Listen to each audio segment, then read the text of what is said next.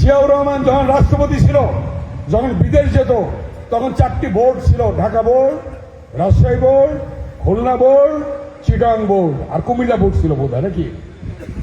এই বোর্ডের যারা ফার্স্ট সেকেন্ড থার্ড হইতো তাদেরকে জিয়াউর রহমান বিদেশে ট্যুরে নিয়ে যেত তার সাথে।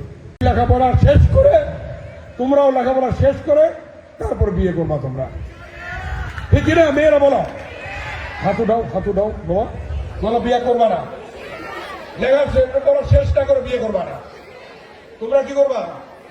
লেখাপড়া শেষ করতে হবে, তোমাদেরকে অনেক বড় হতে হবে, অনেক বড়, ইঞ্জিনিয়ার, ডাক্তার, ব্যারিস্টার, বড় সচিব, বড় কর্মকর্তা, বড় রাজনীতিবিদ, তোমাদেরকে অনেক কিছু হইতে হবে। এবং তোমরা গ্রামে গ্রামে, পাড়া প্রতিবেশী, মহল্লায় মহল্লায় বলবা, আমার কথা বলবা যে উনি বলে গেছে আমাদেরকে বড় হইতে হবে। টাকার জন্য কোন ছেলে মেয়ের যদি লেখাপড়ার সমস্যা হয়, এই টাকা পয়সার ব্যবস্থা ব্যারিস্টার এখন ইনকাম করে, ব্যারিস্টার সাহেব দিবে তোমাদেরকে। কি আমার কথা বুঝছো?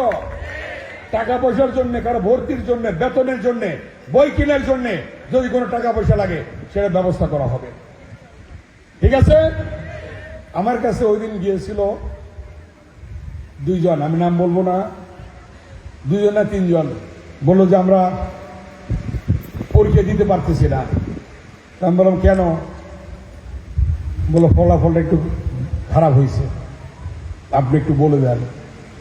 আমি বললাম আমি স্যারদের কাছে ওয়াদা করছি যে প্রি টেস্টে অ্যালাউ হবে না, পরীক্ষা দেওয়ার জন্য অ্যালাউ না, তার জন্য আমার ছেলেও যদি হয় তার জন্য আমি বলবো না।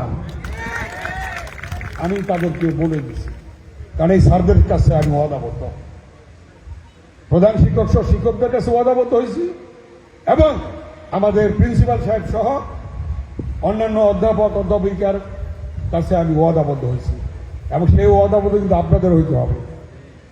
আপনারাও কেউ অনুরোধ করবেন না, কেউ অনুরোধ করবেন না কারোর জন্য, কারণ ভালো মতো লেখাপড়া করতে হবে, শিখতে হবে। স্কুলে দিবে শিক্ষকরা লেখাপড়া, বাড়িতে মা বাবা নজর রাখবে। আজকে কেন শিক্ষার হার বাড়ছে এত, তোমাদের একটু ঘটনা বলতে হয় আমার। প্রথম, হিজবুল বাহার মেধার প্রতিযোগিতার জন্য সকল স্কুলের কলেজের ফার্স্ট বয়দেরকে নিয়ে, সেকেন্ড বয়, থার্ড বয়দেরকে নিয়ে জিয়াউর রহমান হিজবুল বাহার সে বিরাট কিসে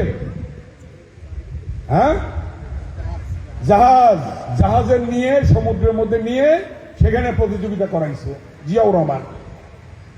জিয়াউর রহমান যখন রাষ্ট্রপতি ছিল, যখন বিদেশ যেত, তখন 4টি বোর্ড ছিল: Dhaka board, Rajshahi board, Khulna board, Chittagong board, আর কুমিল্লা বোর্ড ছিল বোধ হয় নাকি। এই বোর্ডের যারা ফার্স্ট সেকেন্ড থার্ড হইতো তাদেরকে জিয়াউর রহমান বিদেশে ট্যুরে নিয়ে যেত তার সাথে।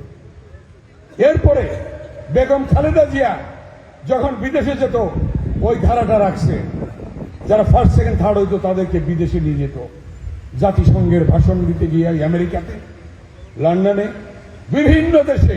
যখন সরকার প্রধানরা যেত, খালেদা জিয়া সরকার প্রধান ছিল, 3 বার প্রধানমন্ত্রী ছিল, উনি নিয়ে যেতেন। ওই সফরে আমারও যাওয়ার সুযোগ হয়েছিল।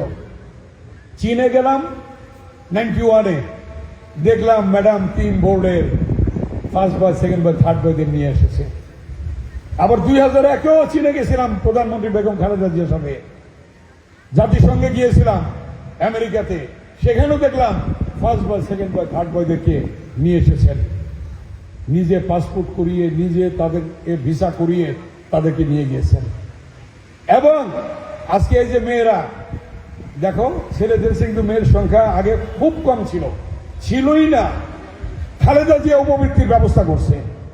কি করছে? উপবৃত্তির, মেয়েদের সংখ্যা বেড়ে গেছে। এইবার আমরা বিএনপির ভারপ্রাপ্ত চেয়ারম্যান জনাব তারেক রহমানকে অনুরোধ করব, ব্যারিস্টার অমি 18তে ইলেকশন করছে, এইবার আল্লাহ যদি করা ইলেকশন করবে, ব্যারিস্টার অমি এমপি হইলে এইবার জনাব তারেক রহমানের কাছ থেকে আমরা নিয়ে আসবো ছাত্রদের জন্য উপবৃত্তি। শুধু ছাত্রীরা পাবে কেন, ছাত্ররাও পাবে। এটাও ব্যবস্থা আমরা করব, অলরেডি আমরা এই প্রস্তাব দিয়েছি। অতএব আমার বক্তব্য দীর্ঘায়িত করব।